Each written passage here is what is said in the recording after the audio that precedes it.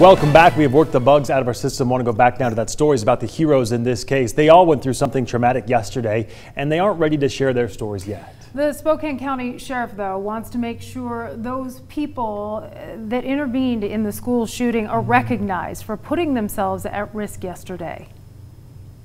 Despite the tragedy that unfolded inside this high school, stories of heroics unfolded too.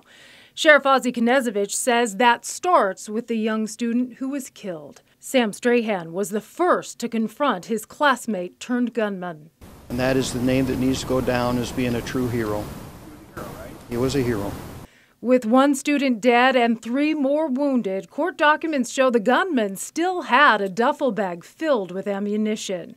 According to those documents, that's when custodian Joe Bowen intervened, and the suspect dropped the gun and started to raise his hands above his head, surrendering to an approaching janitor who was ordering him to lay down on the floor.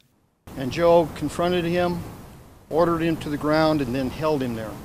While teacher John Hayes saw an assault-style rifle on the floor near his classroom, he picked it up, returning to his classroom to secure the rifle. Meantime, the school resource deputy, who was in the nearby middle school at the time, raced into that unknown threat. He did what he was trained to do. He ran towards that gunfire, went into that school alone, and helped Joe take that suspect into custody.